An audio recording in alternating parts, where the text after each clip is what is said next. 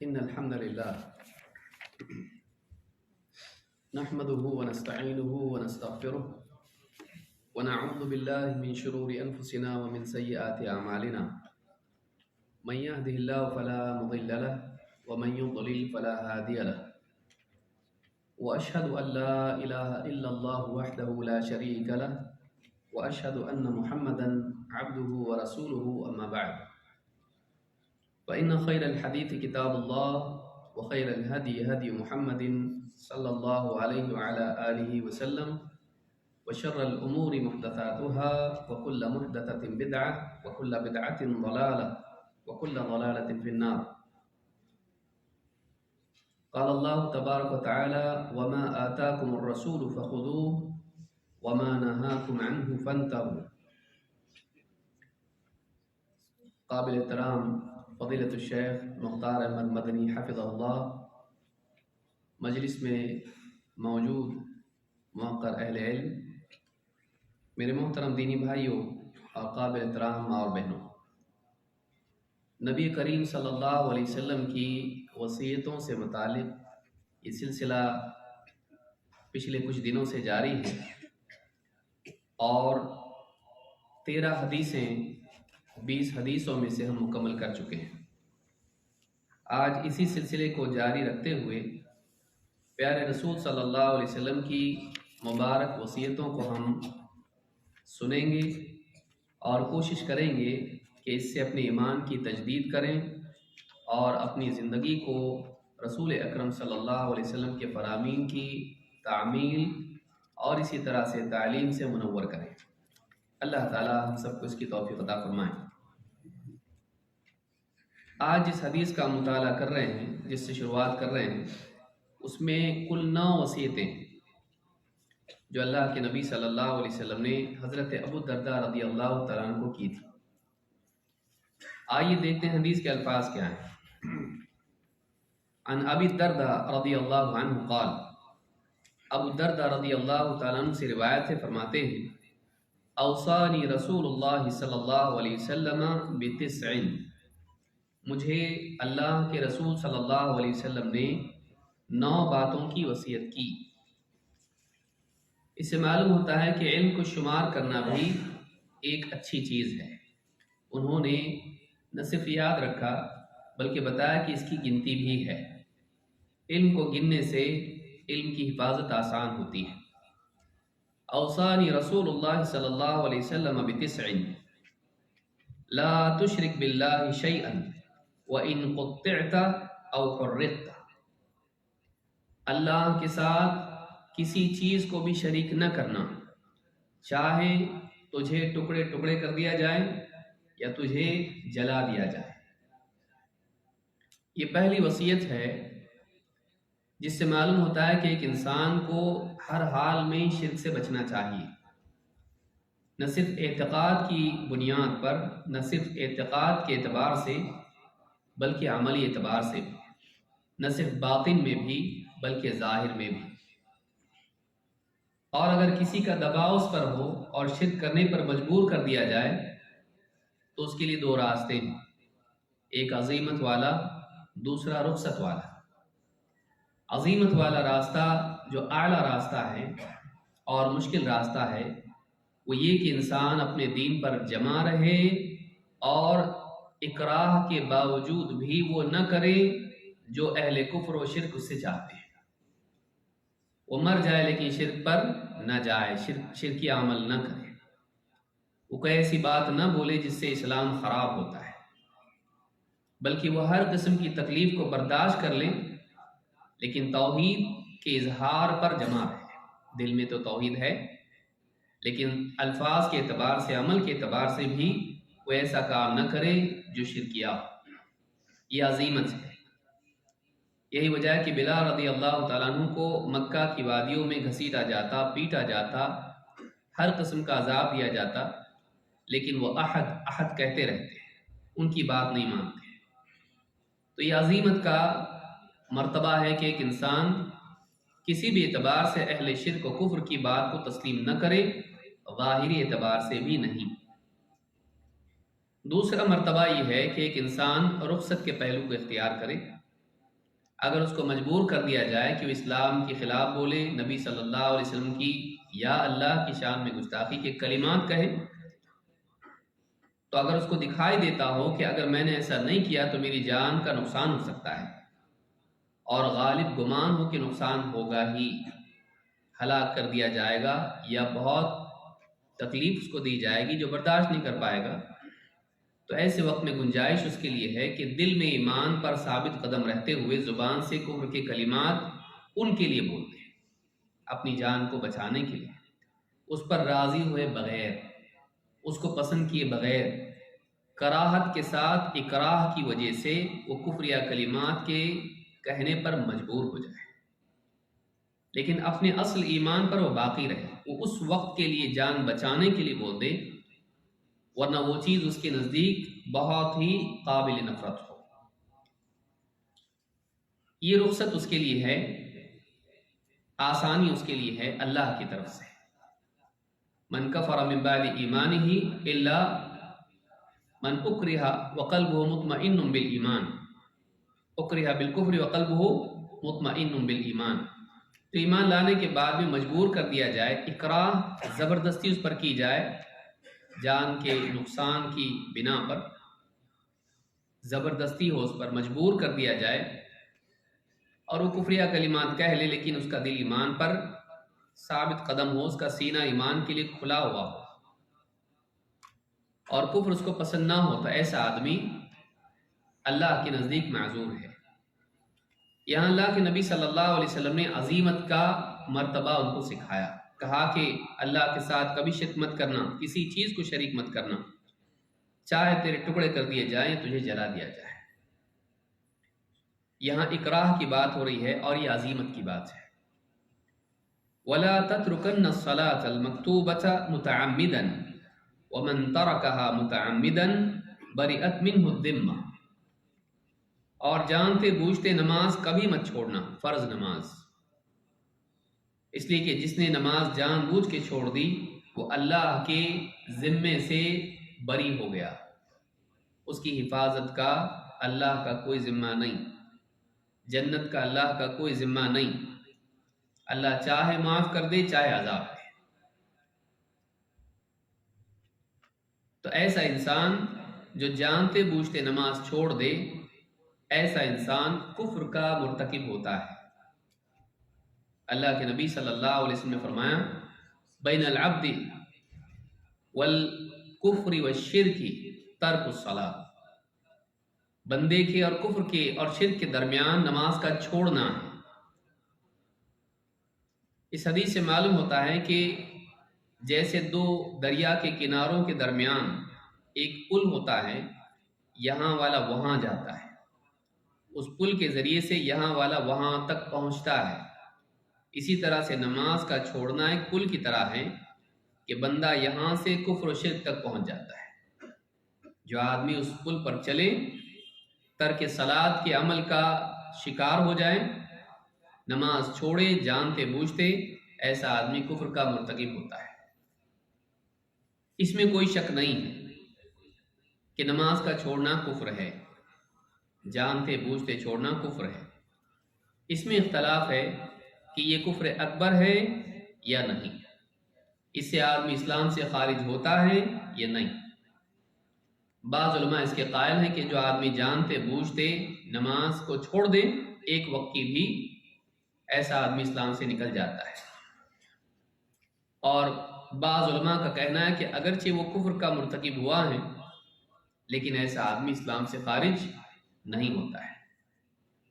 لیکن یہ بھی سوچنے کی چیز ہے کہ اللہ کے نبی صلی اللہ علیہ وسلم نے نماز کے چھوڑنے کو کفر کہا ہے، لہذا کوئی یہ نہیں کہہ سکتا ہے کہ یہ کفر نہیں ہے۔ اور کفر جس عمل کے بارے میں کہا جائے وہ عام گناہوں سے زیادہ بھیانک ہوتا ہے، اس لیے ایک انسان کو چاہیے، ایک مسلمان کو چاہیے کہ وہ کبھی نماز نہ چھوڑے۔ فرض نماز جانتے بوجھتے چھوڑنا کفر ہے۔ تو کہا کہ وَلَا تَتْرُكَنَّ الصَّلَاةَ الْمَكْتُوبَةَ مُتَعَمِّدًا، جانتے بوجھتے فرض نماز مت چھوڑ۔ وَمَنْ تَرَكَهَا مُتَعَمِّدًا بَرِئَتْ مِنْهُ الذِّمَّةُ، جس نے جانتے بوجھتے نماز چھوڑ دی، جان بوجھ کر نماز چھوڑ دی، بغیر کسی عذر کے نماز چھوڑ دی، اس سے اللہ کا ذمہ ساقط ہو گیا، وہ اللہ کی حفاظت سے دنیا میں بھی نکل گیا اور آخرت میں بھی اس کے لیے جنت کی کوئی گارنٹی نہیں ہے۔ اللہ چاہے تو معاف کر دے، اللہ چاہے تو عذاب دے، اور ظاہر یہی ہے کہ ایسا انسان اللہ کے عذاب کا مستحق ہوتا ہے۔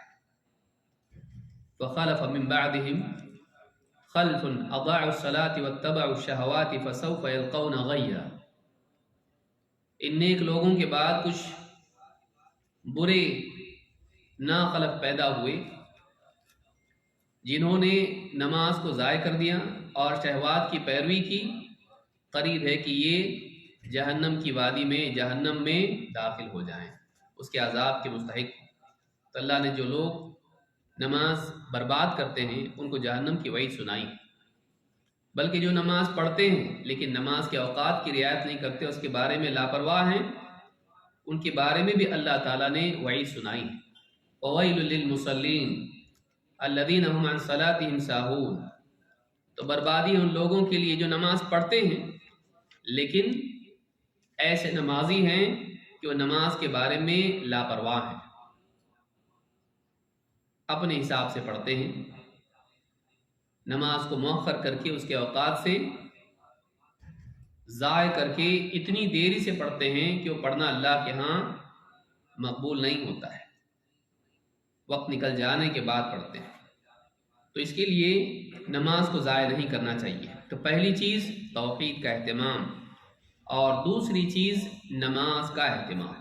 اس سے معلوم ہوتا ہے کہ توحید کے بعد زندگی میں سب سے زیادہ نماز کو لانے کی کوشش کرنا چاہیے۔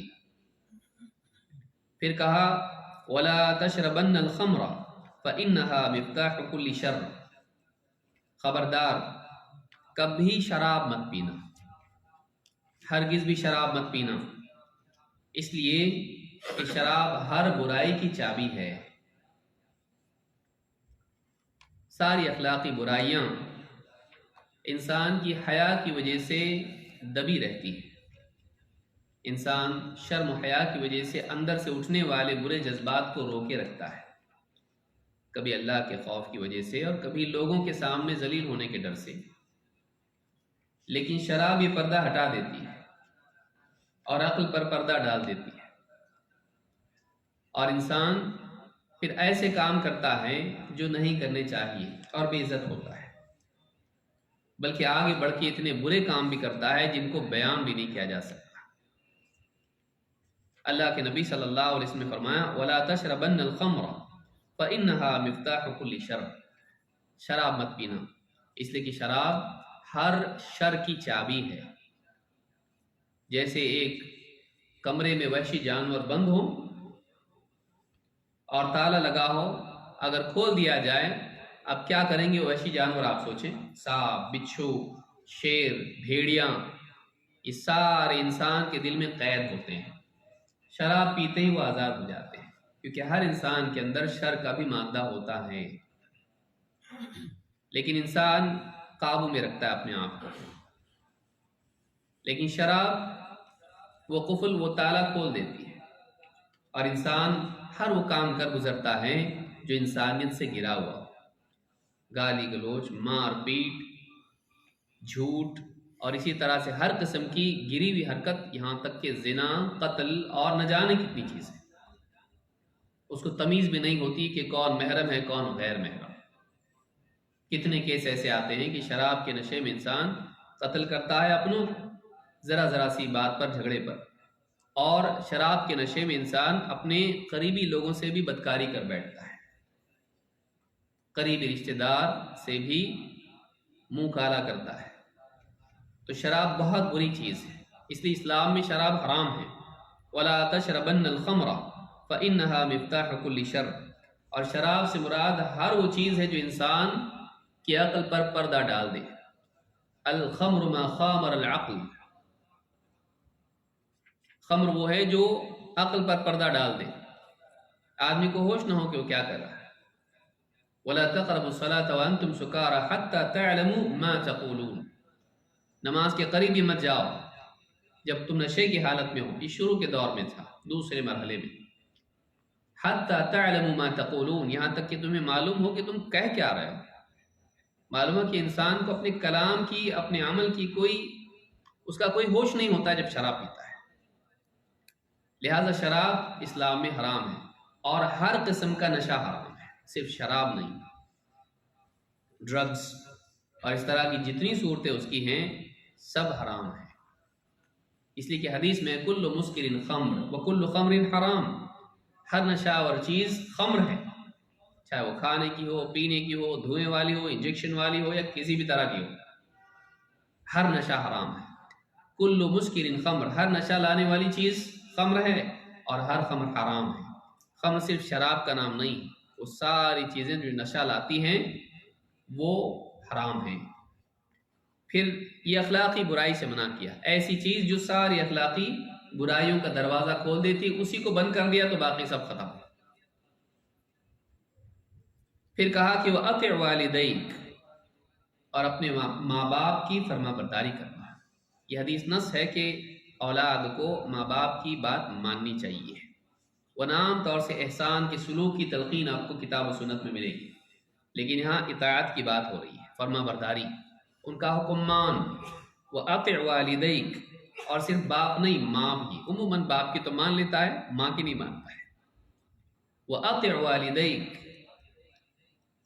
اپنے ماں باپ کی بات مان، فرما برداری کر. وَإِنْ أَمَرَاكَ أَن تَخْرُجَ مِن دُنْيَاكَ فَاخْرُجْ لَهُمَا، اگر وہ تجھ کو تیری دنیا سے نکلنے کا حکم دے نکل. علماء نے کہا اس سے مراد یہ ہے کہ اگر وہ تجھ سے تیرے مال کا تقاضا کریں اور حاجت مند ہوں تو تجھ پر واجب ہے کہ اپنے مال میں سے ان کو دیں. اور ایک حدیث سے اس بات کی تائید ہوتی ہے، اور شیخ الالبانی نے یہی معنی ذکر کیے ہیں.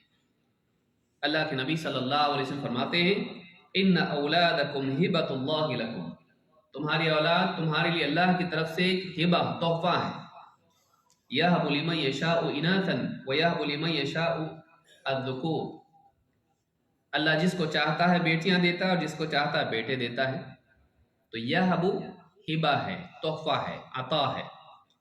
فہم واموالہم لکم، وہ بھی تمہارے، ان کے مال بھی تمہارے، تمہاری اولاد بھی تمہاری ملکیت ہے، اور ان کے مال بھی تمہاری ملکیت ہے، وہ بھی تمہاری پراپرٹی، ان کی پراپرٹی بھی تمہاری پراپرٹی ہے.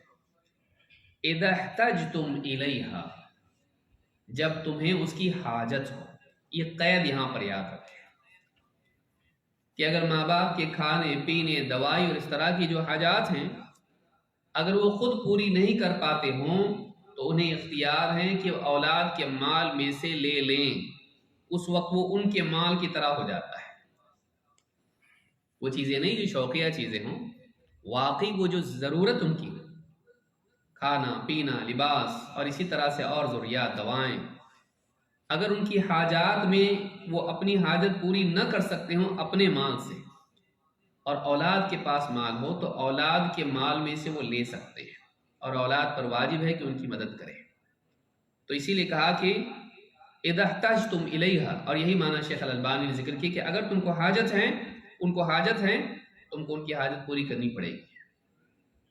اور اولاد جو ہے یہ ماں باپ کی ملکیت ہیں، کیونکہ وہی اس کے وجود میں آنے کا ذریعہ بنے ہیں. باپ اور ماں وہ انہی کا حصہ ہیں، وہ انہی کا حصہ ہے اور انہی کا ہے.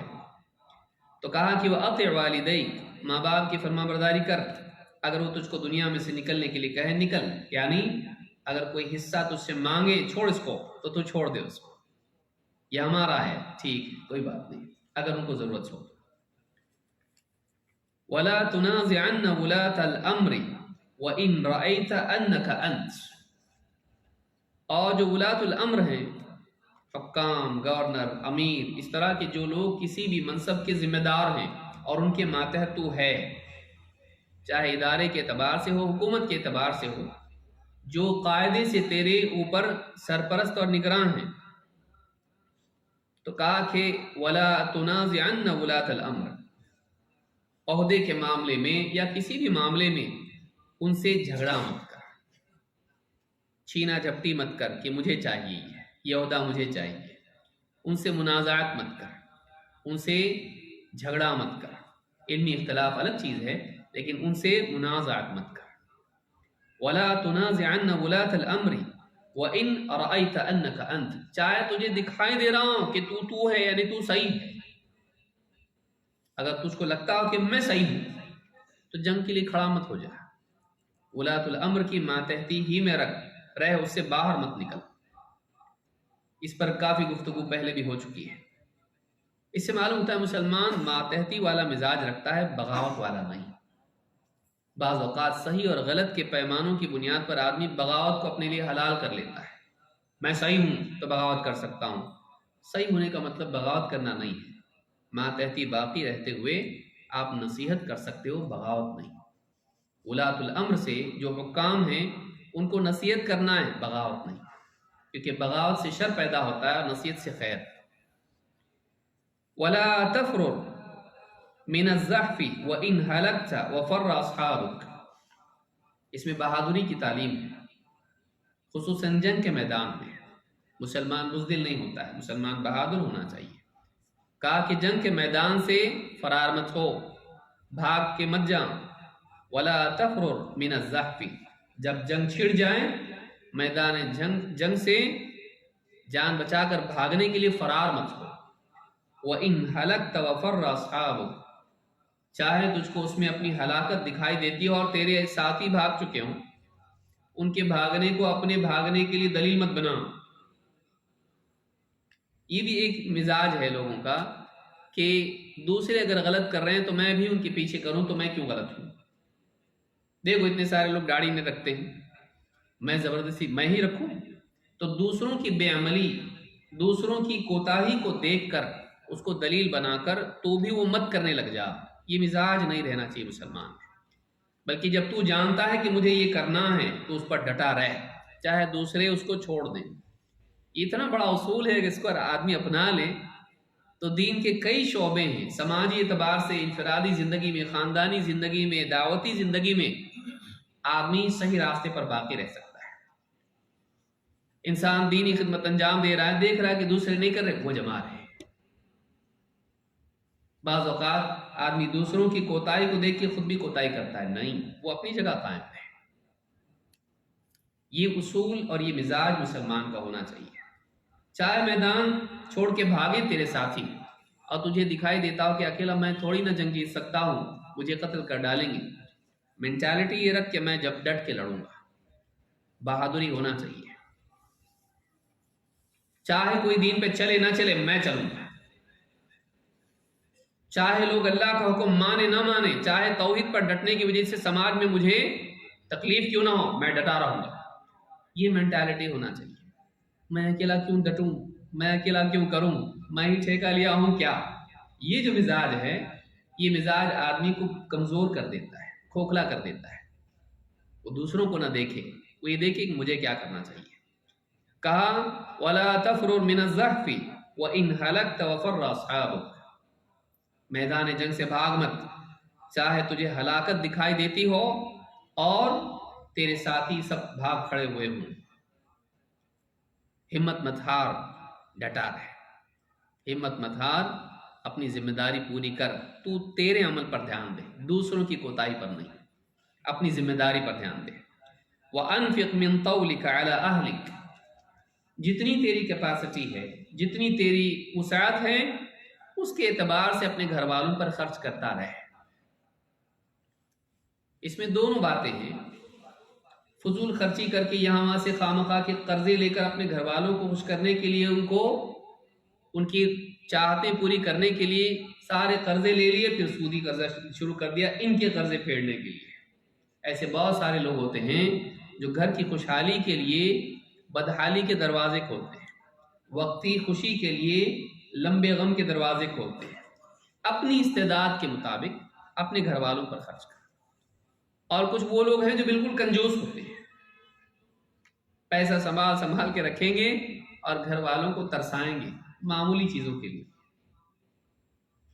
ٹھیک ہے، دینی سبب سے اگر آدمی کر رہا ہے اور مجاہدے کی عادت ڈال رہا ہے اپنی جگہ ہے، لیکن گھر والے کی پہلے تربیت بھی ویسی کر لے جیسے ابو بکر صدیق رضی اللہ تعالیٰ نے کیا، اور سارا گھر کا لے آئے، لیکن گھر والے بھی تو ویسے ہونا چاہیے جیسے ان کے تھے۔ تو اپنی طاقت کے بقدر گھر والوں پر خرچ کرتا رہے، ان کی ضروریات پوری کر، یہ نہیں کہ باہر دوستوں کے ساتھ عیاشی کرتا رہے اور گھر والوں کو پریشان رکھے، ہمیشہ ترساتا رہے، پیاسا بھوکا رکھے ان کو۔ ان کی جائز ضروریات کو پورا کریں اپنی طاقت کے بقدر، بے وجہ فضول خرچی بھی نہ ہو۔ تو دونوں باتوں کی تلقین ہے، ایک خرچ کرنے کی، بخل نہ ہو اور کوتاہی نہ ہو، اور دوسرا یہ کہ اپنی طاقت کو بھی یاد رکھے، اپنا دائرہ یاد رکھے، دوسروں کی دیکھا دیکھی نہ کرے۔ وَأَنفِقْ مِن طَوْلِكَ عَلَى أَهْلِكَ لیکن وَلَا تَرْفَعْ عَصَاكَ عَنْ أَهْلِكَ، ہاں اپنے گھر والوں پر سے ادب کی لاٹھی کو اٹھانا مت،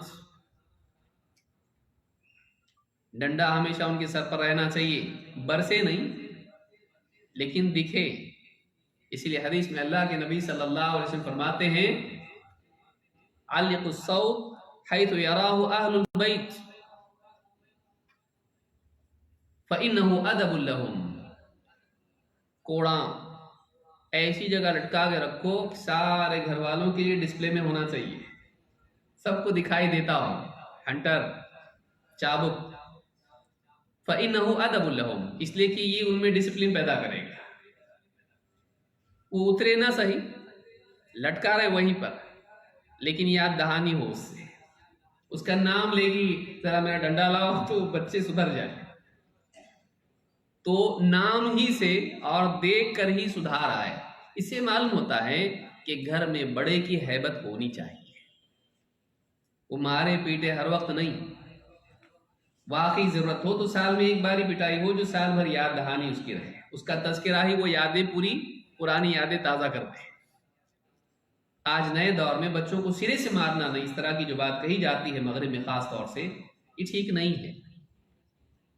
اگر واقعی ضرورت ہو، 10 سال کا بچہ ہو کہ بھی نماز نہیں پڑھ رہا ہے، حدیث میں کہ اس کی پٹائی کرو، لیکن ایسی پٹائی نہ ہو جو آپ آفس کا اور بیوی کا غصہ پورا اس پر نکال دیں، اس کو ذلیل کرنے کے لیے نہ ہو، اپنا غصہ نکالنے کے لیے نہ ہو، اس کی اصلاح کے لیے۔ آپ کی پٹائی بھی ڈسپلن ہونا چاہیے، تبھی وہ ڈسپلن لائے گی۔ آپ کی پٹائی اگر بے تحاشا ہو تو اس کے اندر بغاوت اور نفرت کے بیج بوئے گی۔ آپ کی سزا بھی قاعدے والی ہونا چاہیے، آپ اپنے جذبات کو قابو میں رکھ کر اس کو سزا دیں، یہ نہیں کہ آپ نے ہڈی توڑ دی، زخم اس کو ہو گئے اور کئی دنوں تک وہ ڈاکٹر کے پاس ہاسپٹل میں پہنچ گیا، آپ کا سارا غصہ ٹھنڈا ہونے کے بعد آپ کو افسوس ہو رہا ہے، ایسا نہیں ہونا چاہیے۔ وہ کنٹرول میں ہونا چاہیے، کنٹرول کے ساتھ سزا سے بچوں کے اندر نفرت نہیں پیدا ہوتی، بغاوت نہیں، اور ماں باپ کے ساتھ وہ پھر چھپانے والے بنتے، بہت ساری باتیں بتاتے نہیں ماں باپ کو، جو کھل کے گناہ کر رہے تھے وہ چھپ کے کرتے۔ تو یہ بہت ضروری ہے کہ بچوں سے یعنی اتنا لاڑ پیار میں بچوں کو سڑا نہ دیا جائے، خراب نہ کر دیا جائے کہ بچے پھر باپ سے بھی نہ ڈرے، ماں سے بھی نہیں، اور بدتمیزی بھی کرنے لگے۔ بعض اوقات پیار محبت بہت بڑھ جاتا ہے تو ڈر بھی رہنا چاہیے، سزا کا خوف بھی رہنا چاہیے۔ اللہ نے خود اپنے بارے میں کہا نبئ عبادی انی انا الغفور الرحیم وان عذابی هو العذاب العلیم، میرے بندوں کو بتائیے میں بڑا مغفرت کرنے والا، رحم کرنے والا ہوں، لیکن یہ بھی بتائیے کیا میرا عذاب بڑا دردناک ہے۔ تو یہ دونوں چیزیں ہونی چاہیے۔ جس گھر میں صرف پیار و محبت ہوتا ہے اور ادب نہیں سکھایا جاتا ہے، ایسے بچے بگڑ جاتے ہیں، اور جس گھر میں صرف ادب سکھانے کے اعتبار سے سزائیں دی جاتی ہیں اور مار پیٹ اور انسلٹ کیا جاتا ہے اور دباؤ میں رکھا جاتا ہے، ایسے بچے باغی بن جاتے ہیں۔ دونوں کا توازن ہونا چاہیے، محبت ہو عموماً اور بر وقت سزا بھی ہو، یہ دونوں چیزیں ہونی چاہیے۔ سزا بچے کی عمر کے مناسب ہونا چاہیے۔ دیجیے آپ 50 حدیثیں لکھو اس کو زیر زبر کے ساتھ میں، دیکھیے ہاتھ دکھے گا اس کو، تب سمجھ میں آئے گا ابو بس میں آئندہ نہیں کروں گا، ٹھیک ہے نہیں کروں گا، معلوم پورا کرو کام۔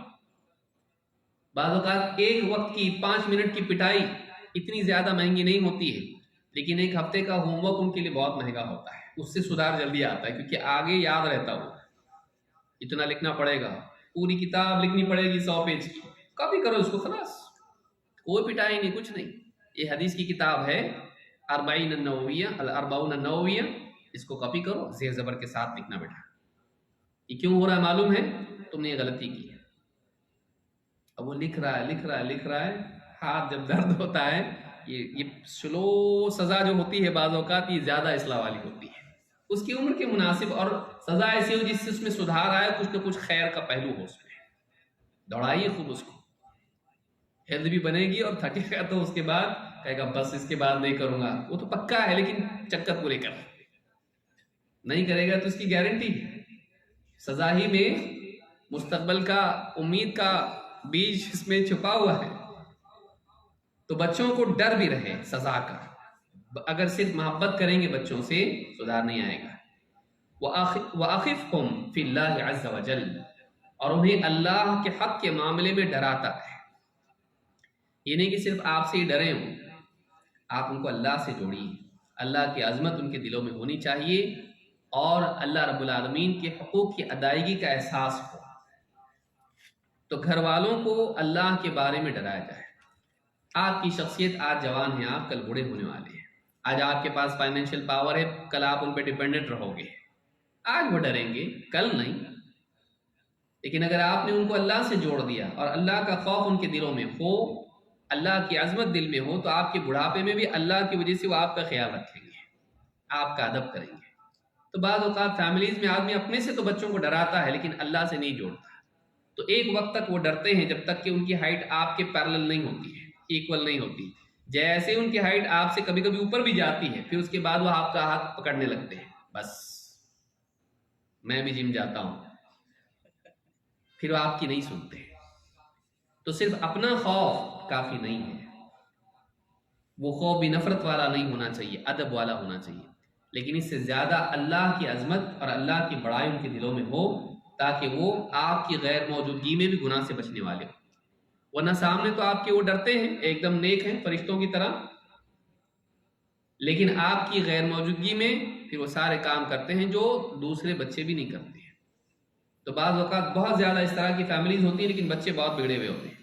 تو یاد رکھیں یہ ساری چیزیں جو ہے 9 باتیں اللہ کے نبی صلی اللہ علیہ وسلم نے یہاں ذکر کی ہیں۔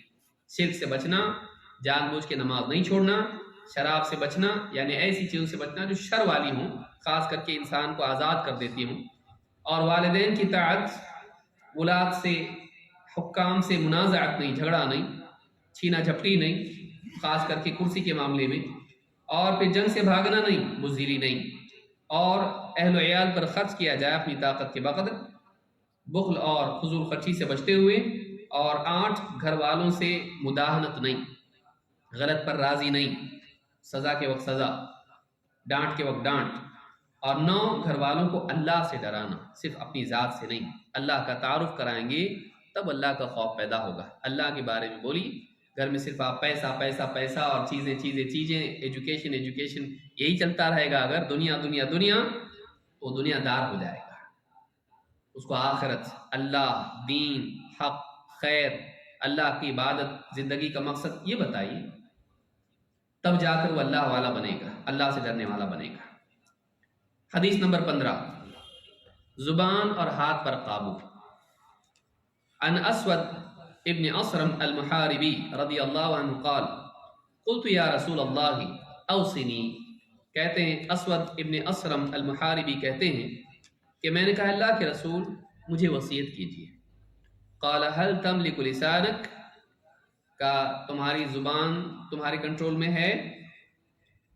فقلت فما املک اذا لم املک لسانی، کہ اللہ کے رسول اگر میری زبان میرے کنٹرول میں نہ رہے تو پھر کیا کنٹرول میں میرے؟ قال افتملک یدک، تمہارا ہاتھ تمہارے کنٹرول میں ہے؟ فقلت فماذا املک اذا لم املک یدی، اللہ کے رسول اگر میرا ہی ہاتھ میرے اختیار میں، میرے قابو میں نہ ہو تو پھر کیا چیز میرے قابو میں ہے؟ قال فلا تقل بلسانک الا معروفا ولا تبسط يدك الا الى خیر، کہا کہ ٹھیک ہے، پھر اگر ایسا ہے، زبان بھی قابو میں ہے اور ہاتھ بھی قابو میں ہے، تو سن، فلا تقل بلسانک الا معروفا، اپنی زبان سے بولے تو صرف بھلی بات بولنا، बुरी बात मत बोलना, तेरे कंट्रोल में है ना, ठीक। फिर कभी उससे बुरी बात नहीं बोलना, हमेशा मारूफ खैर की बात बोलना, भली बात बोलना। वला तबसुत यदक इल्ला इला खैर, और अपना हाथ जब भी बढ़ाए खैर की तरफ बढ़ाना। अपना हाथ जब भी इस्तेमाल करें खैर के लिए इस्तेमाल करना, शर के लिए नहीं। इस हदीस को इमाम तबरानी और बैहक़ी ने शुअबुल ईमान में रिवायत किया और हदीस सही है।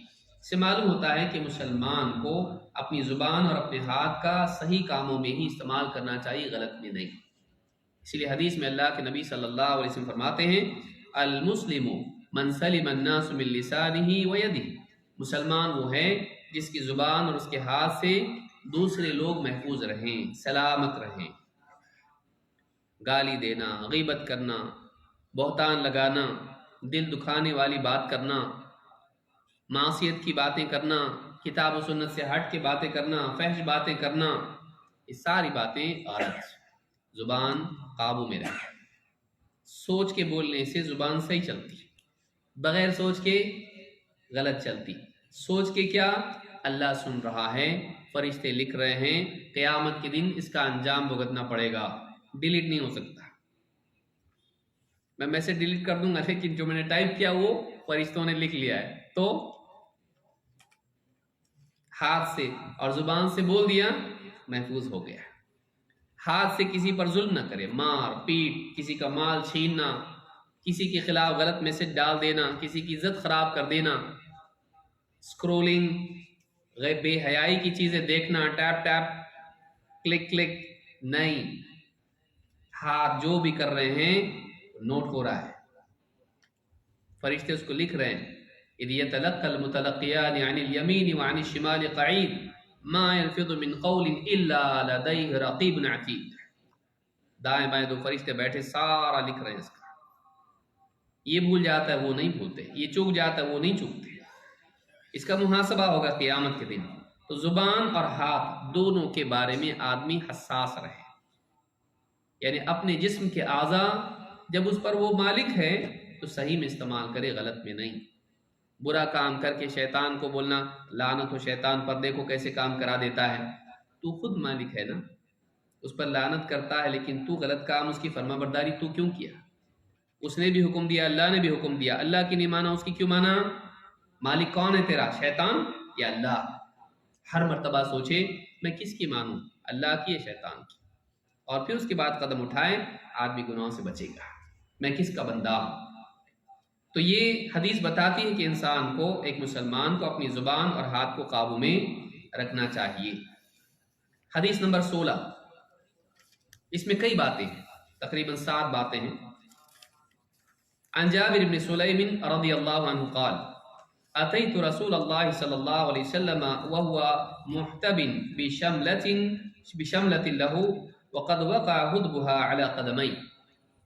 कहते हैं कि मैं अल्लाह के रसूल सल्लल्लाहु अलैहि वसल्लम के पास आया और आप एक चादर ओढ़े हुए थे जिसका किनारा आपके कदमों पर था। फ़क़ुल्तु अय्युकुम मुहम्मद, मैंने पूछा आप लोगों में से मोहम्मद कौन है? नए नए आए हैं, पूछ रहे हैं, खबर पहुंची लेकिन नज़र नहीं। कहा कि अय्युकुम मुहम्मद, आप लोगों में से मोहम्मद कौन है? और रसूलुल्लाह, या ये कहा कि तुम में से रसूलुल्लाह कौन है? फ़अौमा बियदिही इला नफ्सिही, आपने अपनी तरफ इशारा करके कहा मैं। अल्लाह के नबी सल्लल्लाहु अलैहि वसल्लम इतने सीधे साधे थे और इतनी तवाज़ु वाले थे, डांटा नहीं कि तुझको मालूम नहीं मैं कौन हूँ। ये साहबा नहीं डांटा, पहचानता नहीं तो ऐसा आके पूछता है। आपने अपनी तरफ इशारा, मैं अपनी तरफ इशारा करके कहा कि मैं, यानी आने वाले को पहचानना मुश्किल हो जाता था कि इनमें से कौन है, इतने सीधे साधे। फ़अौमा बियदिही इला नफ्सिही फ़क़ुल्तु या रसूलल्लाह इन्नी मिन अहलिल बादिया व फ़िय्या जफ़ाउहुम फ़अौसिनी। कहा अल्लाह के रसूल, मैं एक देहाती आदमी हूँ और मेरे अंदर एक अक्खड़पन है जो देहातियों में होता है, बात करने में सख्ती होती है, बहुत ज़्यादा मुहावजा बन सवर के बात करना नहीं आता उनको, स्ट्रेट फॉरवर्ड होते हैं वो लोग, तो थोड़ी सख्ती भी बात में आ जाती है, सीधी बात अक्सर सख्ती भी उसमें महसूस होती है। तो कहा कि इन्नी मिन अहलिल बादियती व फ़िय्या जफ़ाउहुम फ़अौसिनी, मैं देहाती आदमी हूँ और मेरी ज़ुबान में थोड़ा सा सख्ती और अक्खड़पन है, देहातीपन है, तो आप मुझे थोड़ी वसीयत कर दीजिए कुछ। فقال اتق اللہ، آپ نے کہا اللہ سے ڈر، لا تحقرن من المعروف شیئا ولو ان تلقى اخاك ووجهك منبسط، کسی نیکی کو کم مت سمجھنا، کسی نیکی کو حقیر مت سمجھنا، چاہے وہ اتنی نیکی کیوں نہ ہو کہ تو اپنے بھائی سے خوش مزاجی کے ساتھ مل لے۔ ملاقات کے وقت خوشی کا اظہار کر کے ملنا، چہرہ ایک دم یوں کیوں ملا، کون تو کیا، نہیں، بلکہ لوگوں سے ملاقات کے وقت خوشی کا اظہار کرنا، اچھے سے اخلاق کے ساتھ ان سے ملاقات کرنا، اس کو یہ بھی کرنا ہو چھوٹا نہیں ہے، یہ کسی نیکی کو حقیر مت سمجھ۔ وَلَوْ أَن تُفْرِغَ مِن دَلْوِكَ فِي إِنَاءِ الْمُسْتَسْقِ، یا پھر یہ ہو کہ اگرچہ تجھے اپنے برتن میں سے کسی پانی کے محتاج پینے کی چاہت رکھنے والا یا کسی اور کو کنویں سے چاہیے، اپنے دل میں سے اپنے ڈول میں سے اس کے برتن میں پانی ڈال دے، چھوٹی سی چیز ہے، اس کو بھی چھوٹا مت سمجھ، یہ چھوٹا نہیں ہے، کوئی کام چھوٹا نہیں ہوتا، اچھا کام کبھی چھوٹا نہیں ہوتا ہے، اچھا کام چھوٹا نہیں ہوتا ہے، کون سی نیکی کام آ جائے، یہ تو انسان کی بات ہو رہی ہے، ڈول سے کسی کے برتن میں پانی ڈالنا، وہ عورت جا کے موزے میں پانی لا کے کتے کو پانی ڈال دی زمین پر اور پیا اس نے، اور ایک روایت میں کہ آدمی نے پلایا اس کو موزے میں پلایا، اللہ نے اس پر بھی اس فاحشہ عورت کی مغفرت کر دی۔ بظاہر وہ معمولی چیز ہے، لیکن آپ دیکھیں کہ ایک نیکی بھی مغفرت کا ذریعہ بن سکتی ہے، کسی نیکی کو چھوٹا مت سمجھ۔ مسلمان کو ایسا ہونا چاہیے شاید یہ اگلی نیکی میرے لیے مغفرت کا ذریعہ بن جائے، معلوم نہیں باقی قبول ہوگی کہ نہیں، شاید یہ نیکی ہے، یہ اگر آدمی کے دل میں ہو تو ہمیشہ وہ ہر نیکی کے لیے دوڑتا رہے گا، شاید ہی اس دنیا کے لیے کرتا ہے،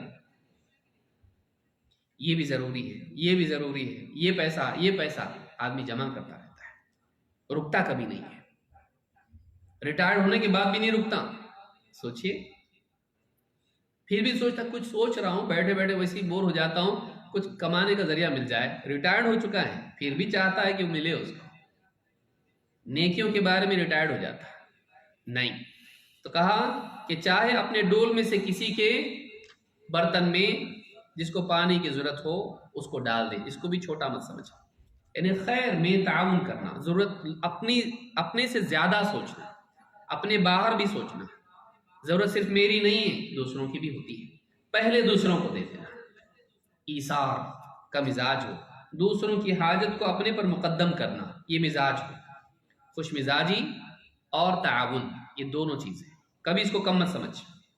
وَإِنِ امْرُؤٌ شَتَمَكَ بِمَا يَعْلَمُ فِيكَ فَلَا تَشْتُمْهُ بِمَا تَعْلَمُ فِيهِ فَإِنَّهُ يَكُونُ لَكَ أَجْرُهُ وَعَلَيْهِ وِزْرُهُ، اگر کوئی آدمی کوئی کمی تیرے اندر ہے اس کو یاد دلا کہ تجھ کو برا کہے، اس میں اگر کوئی کمی ہو تو اس کا تذکرہ کر کے اس کو ذلیل مت کر،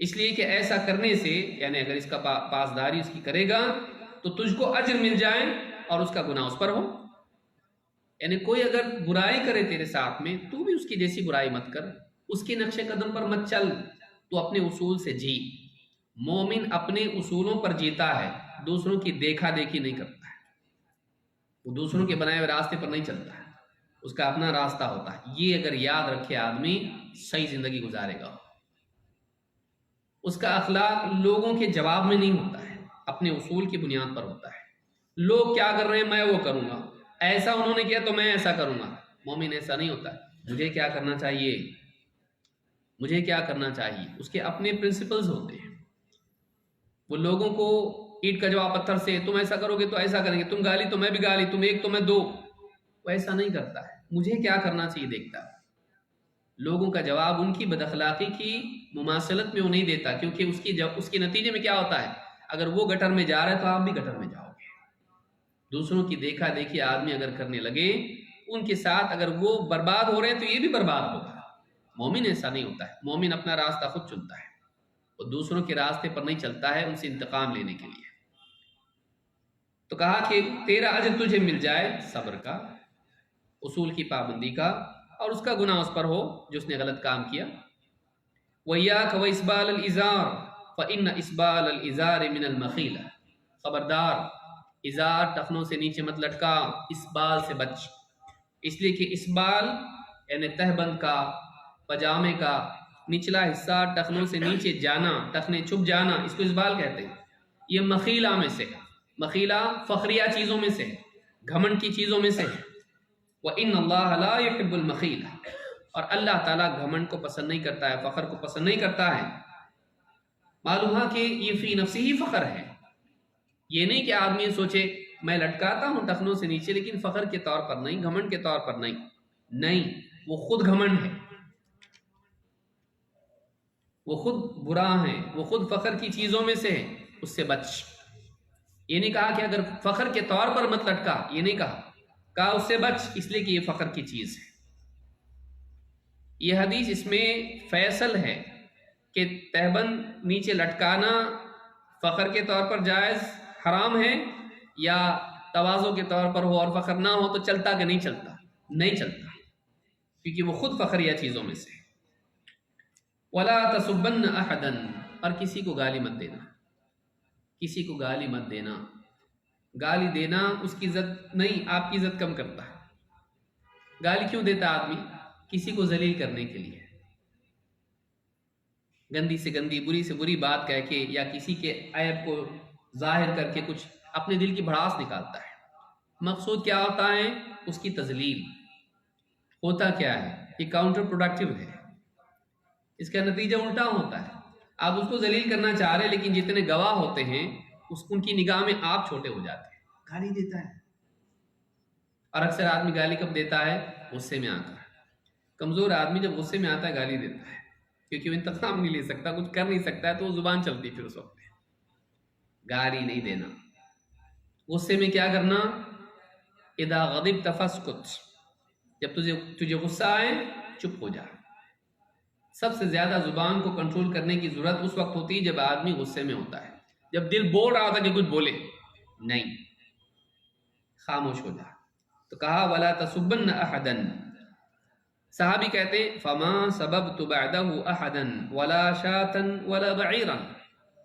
یہ حکم آپ کا جب میں نے سنا، اس کے بعد سے میں نے کبھی کسی کو گالی نہیں دی، کسی کو برا نہیں کہا، نہ بکری کو، نہ اونٹنی کو، اونٹ کو، جانور کو بھی نہیں، انسان کو تو چھوڑو، جانور کو بھی میں نے گالی نہیں دی۔ صحابہ ایسے لوگ تھے، یا تو کرنا ہے یا تو نہیں کرنا ہے، بیچ میں کچھ بھی نہیں۔ منع کر دیا نہیں کریں گے، خلاص۔ کرنا ہے کا مطلب کریں گے، کرنے کا کام ٹالنے والے نہیں تھے، اور بچنے کے کاموں میں سے حیلوں سے راستے نہیں نکالتے تھے، بلکہ وہ لوگ نہیں کرنے کے کام کو نہیں چھوڑ دیا کا مطلب چھوڑ دیا۔ سوچ رہا ہوں سگریٹ چھوڑوں، لیکن کیا کروں، چھوٹتی نہیں۔ ہاں، زندگی چلی جاتی اور سگریٹ کے ساتھ ہی جاتا دنیا سے۔ سگریٹ ہاتھ میں لیے ہارٹ اٹیک آ جاتا اور چلا جاتا ہے۔ چھوڑنا ہے کا مطلب چھوڑنا ہے، چونچلیں سب چھوڑ دیجئے۔ نہیں، ڈاکٹر بولتے ایک ساتھ ایک دم مت چھوڑو، ایسا ہوتا ویسا ہوتا ہے، سب دھوکے باز چیزیں۔ کئی لوگوں کو ہم نے دیکھا ایک دم چھوڑ دیا کا مطلب چھوڑ دیا۔ صحابہ نے کیسا چھوڑا؟ چھوڑ دیا۔ زندگی میں یہ آنا چاہیے، چھوڑ دو اس کو، معلوم ہو جائے یہ حرام ہے، نہیں کا مطلب نہیں، بند۔ گانا سنتا تھا پہلے، ابھی صرف قوالی سنتا ہوں،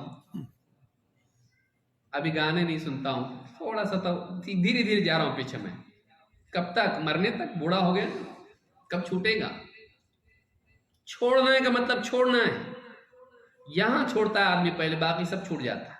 یہاں ہی اگر نہیں چھوٹے گا تو نہیں چھوٹے گا۔ دل مضبوط کر کے آدمی غلط چیزوں کو چھوڑ دے، سب آسان ہو جاتا ہے۔ تو یہ صحابہ تھے، جب منع کر دیا کہا اس کے بعد سے میں نے کبھی کسی کو گالی نہیں دی، انسان تو دور جانوروں کو بھی نہیں۔ یہ مضبوطی انسان میں آنی چاہیے۔ اس حدیث کو امام احمد، ابو داؤد اور ابن حبان نے روایت کیا ہے۔ حدیث نمبر 17، عن جرموز البجیمی رضی اللہ عنہ یقول، جرموز رضی اللہ عنہ کہتے ہیں قلت یا رسول اللہ اوصنی، میں نے کہا اللہ کے رسول مجھے کوئی وصیت کر دیجیے۔ قال اوصیک الا تکون لعانا، میں تمہیں اس بات کی وصیت کرتا ہوں کہ کثرت سے لعنت کرنے والے مت بننا، لعنتیں کرنے والے مت بننا۔ یہاں لعان کا ذکر ہے جو کثرت کی طرف رہنمائی کرتا ہے، ورنہ کبھی اجمالی طور پر لعنت کر دینا اس میں کوئی حرج نہیں۔ فلعنت اللہ علی الکاذبین آدمی کہے وصف کے ساتھ تو اس میں کوئی حرج نہیں ہے، لیکن فرد کا نام لے کر لعنت کرنا پسندیدہ نہیں ہے، اور کثرت سے لعنت کرنا یہ ٹھیک نہیں ہے، بار بار لعنت کرنا۔ اسی لیے آپ صلی اللہ علیہ وسلم سے صحابہ نے کہا اللہ کے رسول کفار و مشرکین کے لیے بددعا کیجیے، آپ نے فرمایا انی لم ابعث لعانا انما بعثت رحمہ، میں لعنتیں کرنے والا بنا کر نہیں بھیجا گیا، یعنی بار بار لعنت لعنت لعنت۔ بعض لوگ لعنت ایسی کرتے ہیں، لعنت ہے لائٹ نہیں آئی اس پہ، لعنت ہے ہاں فلاں کمپیوٹر نہیں چل رہا، لعنت ہے اس پر، بعض اوقات گھر والوں پہ بھی لعنت کرتے ہیں، لعنت ہے تمہارے کھانے پر، کچھ بھی بول دیتے ہیں۔ تو لعنت نہیں کرنا چاہیے۔ اس طرح سے مزاج اگر آدمی کا ہو، بعض اوقات وہ چیز قبول ہو جائے تو لعنت کا مطلب ہے اللہ کی رحمت سے دوری۔ آپ چاہتے ہیں آپ کے گھر والے، آپ کا گھر لعنت اس پہ، لعنت ایسے گھر پہ وقت پہ کھانا نہیں ملتا، لعنت ایسے گھر سے صفائی نہیں رہتی، لعنت اس پر، تو آدمی بعض اوقات اپنوں ہی پر لعنت کر دیتا ہے اور پھر پریشان ہو جاتا ہے جب واقعی نقصان ہوتا ہے۔ نہیں کرنا چاہیے۔ تو کہا کہ میں تمہیں اس بات کی وصیت کرتا ہوں کہ تم لعنتیں کرنے والے مت بنو۔ آدمی اصلاح کرے، ڈانٹے، نصیحت کرے، لعنت نہ کرے۔ اس حدیث کو امام احمد نے روایت کیا ہے۔ حدیث نمبر 18، صبح شام کے اذکار کا اہتمام۔ انس ابن مالک رضی اللہ تعالیٰ سے روایت ہے، عن انس ابن مالک رضی اللہ عنہ قال قال رسول اللہ صلی اللہ علیہ وسلم لفاطمہ رضی اللہ عنہ، اللہ کے رسول صلی اللہ علیہ وسلم نے حضرت فاطمہ رضی اللہ تعالیٰ عنہ سے کہا ما یمنعک ان تسمعی ما اوصیک بہ، میں تمہیں جو وصیت کرتا ہوں تمہیں اس کے سننے میں کیا رکاوٹ ہے؟ یہ شفقت کا انداز ہے کہ جیسے کوئی کہے کیا رکاوٹ ہے تمہیں، میں جو بتاؤں اس کو یاد رکھو، تو میں جو تمہیں وصیت کرتا ہوں اس کے سننے میں تمہیں کیا رکاوٹ ہے؟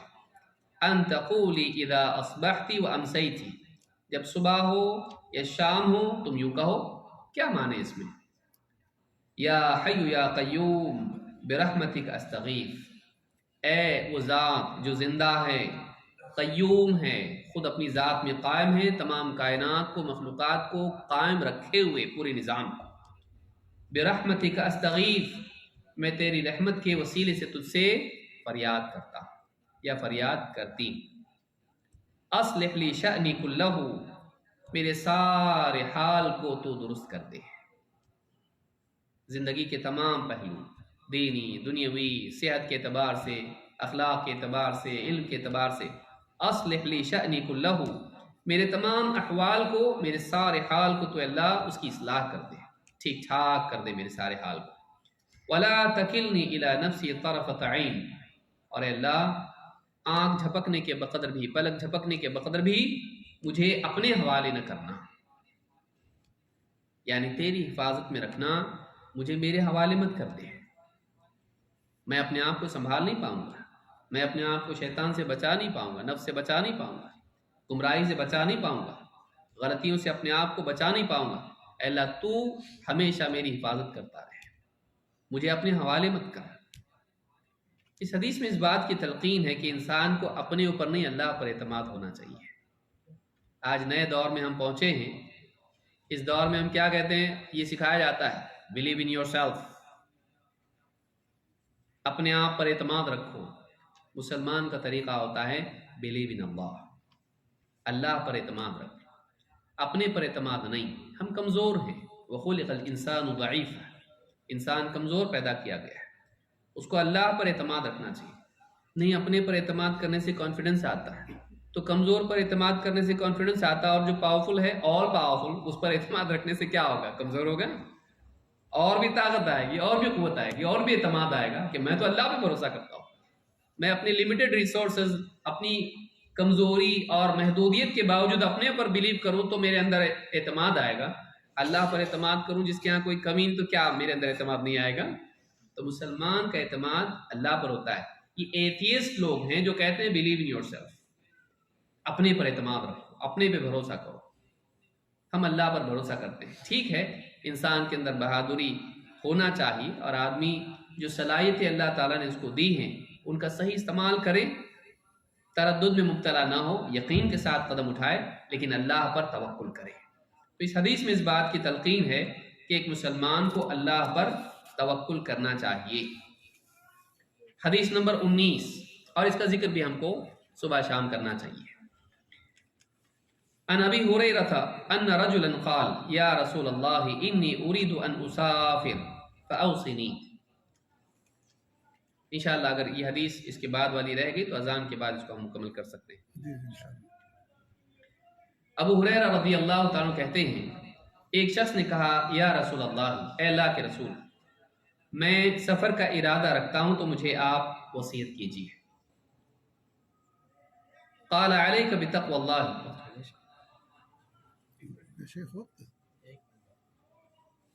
حدیث سن لیں اس کی، انشاءاللہ ہم گفتگو اس پر اذان کے بعد کریں گے۔ انی اريد ان اسافر، میں سفر کرنا چاہتا ہوں تو آپ وصیت کیجیے۔ قال علیک بتقوی اللہ، تمہارے لیے اللہ کے تقوی کا التزام ضروری ہے۔ والتکبیر علی کل شرف، اور ہر بلندی پر اللہ کی تکبیر کرو، اللہ کی بڑائی بیان کرو، اللہ اکبر یا اس طرح کے کلمات۔ فلما ان ولى الرجل، جب وہ آدمی اٹھ کے جانے لگا، قال اللهم طوی له الارض وهون عليه السفر، اے اللہ اس کے لیے زمین کو لپیٹ دے اور اس کے لیے سفر کی مشقت کو آسان کر دے۔ تو آپ نے دعا بھی دی اور تلقین بھی کی۔ مزید باتیں انشاءاللہ ہم اذان کے بعد دیکھیں گے۔ اللہ رب العالمین ہم سب کے بیٹھنے کو قبول فرمائیں اور کتاب و سنت کا علم حاصل کرنے اور اس سے مستفید ہونے کی توفیق عطا فرمائیں۔ اقول هذا استغفر الله لي ولكم۔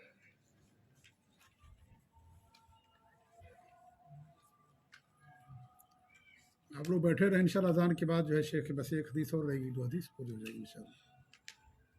کام تمام ہو جائے گا انشاءاللہ۔ آپ لوگوں کو لگ رہا تو نہیں ہوگی؟ ہاں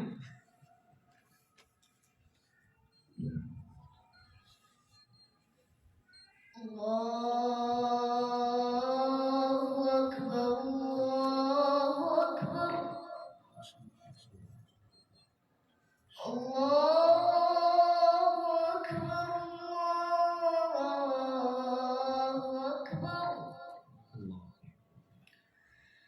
أشهد أن لا إله إلا الله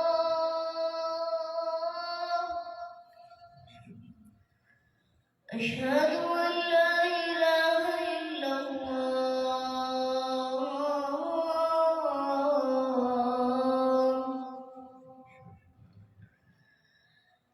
أشهد أن محمدا رسول الله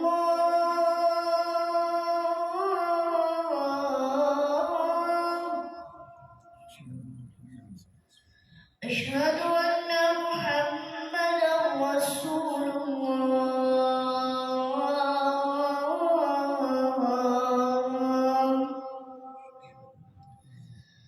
حي على الصلاة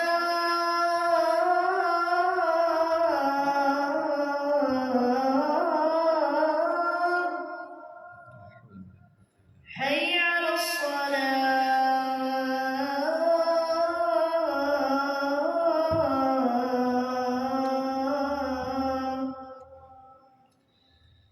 حي على الفلاح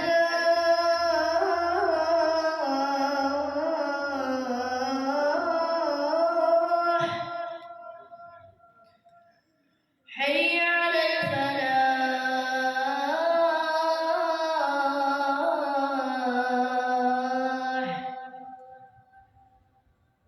الله أكبر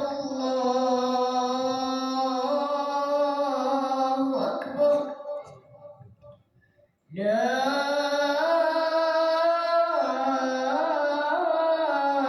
إله إلا الله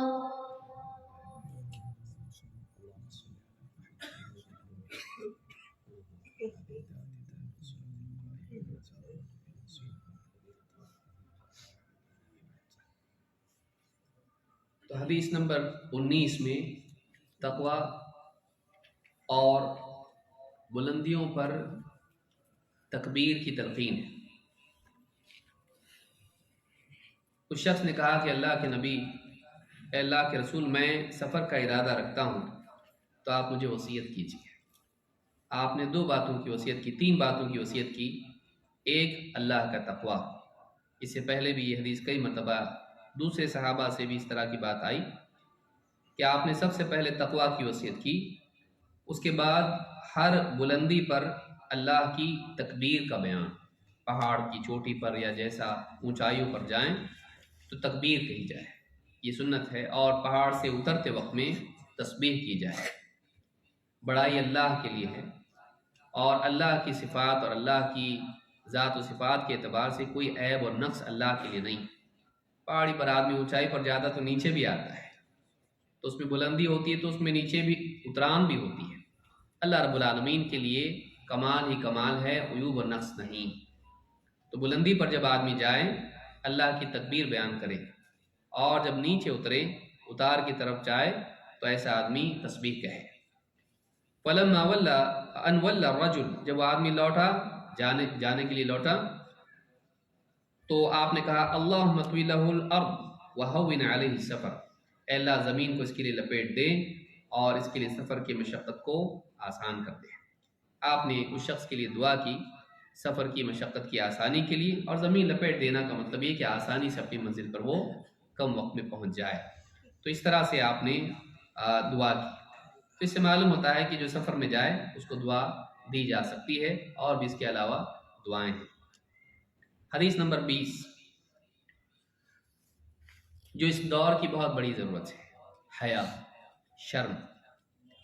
سعید بن یزید رضی اللہ تعالیٰ عنہ کہتے ہیں قال رجل لرسول اللہ صلی اللہ علیہ وسلم اوصنی، ایک آدمی نے اللہ کے رسول صلی اللہ علیہ وسلم سے کہا اللہ کے رسول مجھے وصیت کیجئے۔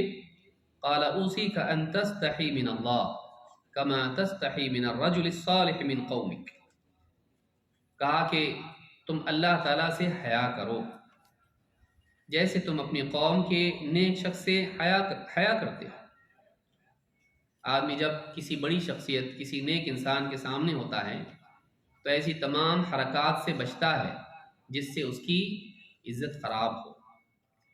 گھر کے لوگوں میں، عام لوگوں میں، دوستوں میں آدمی رہتا ہے، ٹھیک ہے، بے تکلفی سے بعض غلطیاں بھی کر بیٹھتا ہے، پرواہ نہیں کرتا ہے، اس کے اپنے اٹھنے بیٹھنے والے ہیں۔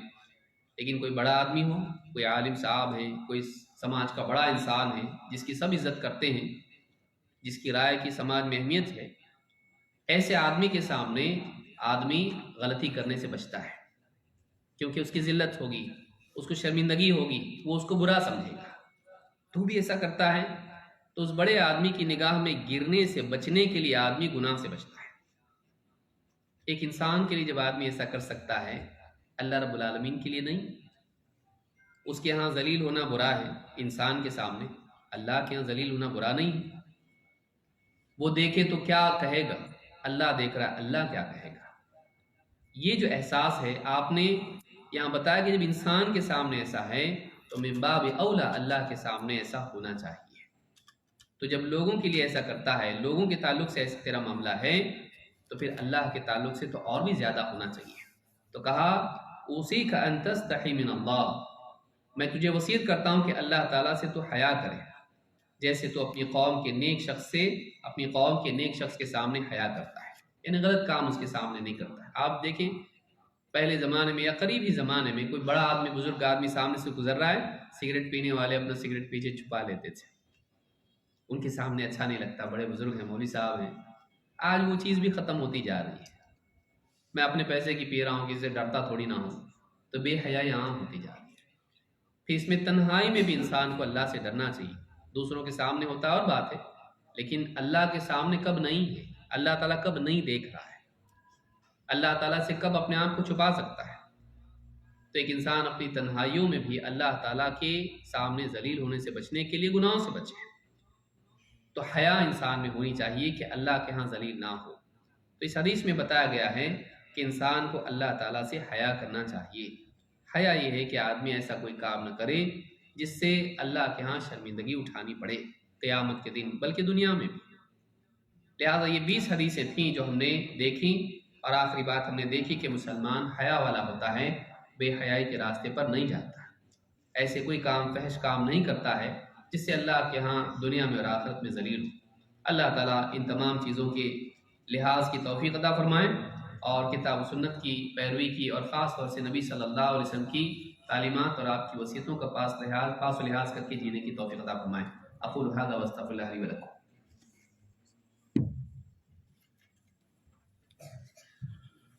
اللہ تعالیٰ شیخ محترم جزائے خیر عطا فرمائے. آخری حدیث جو میں نے پڑھی ہے، اللہ تعالیٰ کی سب سے بڑی حیا یہ ہے کہ انسان اللہ تعالیٰ کے ساتھ شرک نہ کرے. یہ سب سے بڑی حیا ہے. سب سے بڑا اخلاق یہ ہے کہ انسان اللہ رب العالمین پر ایمان لائے، اللہ تعالیٰ کے ساتھ شرک نہ کرے، کیونکہ انسان کی ہر عمل کی قبولیت کا دور و مدار اسی پر ہے. جس عورت یا مرد کے بارے میں آپ نے سنا کہ اس نے کتے کو پانی پلا دیا، اللہ نے اس کی مغفرت فرما دی، تو اس کے بارے میں یہ ہے کہ وہ توحید پر تھا، شرک کرنے والا نہیں تھا یا شرک کرنے والی نہیں تھی. ورنہ اگر شرک کرنے والی ہوتی تو کبھی اس کے لیے جنت نہیں ہوتی. تو ہر بات ہر وقت نہیں بتائی جاتی ہے، لیکن وہ ساری چیزیں معہود ہوتی ہیں. تو سب سے بڑی حیا یہ ہے کہ ہم اللہ تعالیٰ کے ساتھ شرک نہ کریں. اگر دنیا کے ساتھ حیا ہے، بڑوں کے ساتھ، لوگوں کے ساتھ، لیکن اللہ تعالیٰ کی حیا نہیں ہے، تو دنیا والوں کی حیا کا کوئی فائدہ انسان کو نہیں ہوگا. شیخ نے اپنی ذمہ داری ادا کر دی ہے اور یہ مذکرہ ختم ہو گیا. 20 حدیثیں شیخ نے بتا دی ہیں. اب ہماری ذمہ داری شروع ہو گئی کہ ہم ان حدیثوں پر کہاں تک عمل کر رہے ہیں. ان ساری وصیتوں کے بارے میں ہم سے قیامت کے دن سوال ہوگا. نبی کی وصیتیں ہیں، اللہ کے خلیل کی وصیتیں. لہذا بہت اچھا شیخ نے درس دیا، بہت اچھا لگا، بہت مزہ آیا. صرف اتنا نہیں ہونا چاہیے. جب مسجد میں آئیں، مجلس میں اصلاح کے جذبے سے آئیں کہ ہماری اصلاح ہو، ہم اس پر عمل کریں گے. بہت اچھا لگا شیخ کا درس.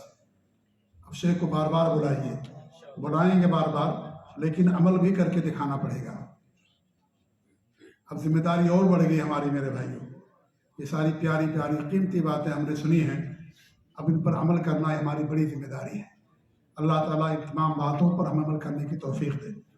انشاءاللہ عشاء کی نماز کے بعد بچوں کے درمیان شیخ کا خصوصی خطاب ہوگا، اور کل انشاءاللہ عصر کی نماز کے بعد سے لے کر کے رات کے 9:15 بجے تک آداب العلم پر جو دورہ شروع کیا گیا تھا اس کی شروعات ہوگی انشاءاللہ عصر کی نماز کے بعد. اور پھر ہفتے یعنی سنیچر کو بھی عصر کے بعد سے لے کر کے رات کے 9 یا 9:15 بجے تک شیخ کا پروگرام ہوگا. تو اس پروگرام سننے کے لیے ضرور آئیں، کیونکہ سب سے پہلا سننا ہے لیکن اس پر عمل بھی کرنا ہے. مومن کی شان یہی ہے کہ سنتا ہے اور عمل بھی کرتا ہے. صرف سن کر کے کان سے نکال نہیں دیتا ہے، بلکہ کان کے ذریعے سے اس کو دل تک پہنچاتا ہے اور اس کے اوپر عمل کرتا ہے. تو اللہ تعالیٰ ہمیں سننے زیادہ عمل کرنے کی توفیق دے. ہم شیخ کی بہت ہی شکر گزار ہیں، اللہ کا بھی شکر ادا کرتے ہیں کہ الحمدللہ یہ ساری وصیتیں ہم نے سنی ہیں. اللہ تعالیٰ کا شکر و احسان ہے. ساتھ ہی ساتھ شیخ کے ہم شاکر اور ممنون ہیں کہ شیخ نے قیمتی وقت نکالا اور بہت ہی قیمتی باتیں ہمارے سامنے رکھی ہیں. ایک ایک بات جیسا کہ میں نے کل کہا تھا ہماری زندگی میں تبدیل لانے کے لیے کافی ہے. ایک ایک جملہ شیخ کا تبدیل لانے کے لیے کافی ہے، بشرطے کہ ہمارا دل اس اثر کو قبول کرے جو اثر صرف باہر کی حد تک ہے، ہمارے جسم اور ہمارے ہاتھ، ہمارے چہرے کی حد تک ہے. اگر دل پر اس کا اثر ہو گیا تو انشاءاللہ انسان کامیاب ہو جائے گا. اللہ تعالیٰ سے دعا ہے کہ اللہ رب العالمین ہمیں ان تمام نصیحتوں وصیتوں پر عمل کرنے کی توفیق دے. آمین. وجزاکم اللہ خیر. السلام علیکم ورحمۃ اللہ وبرکاتہ.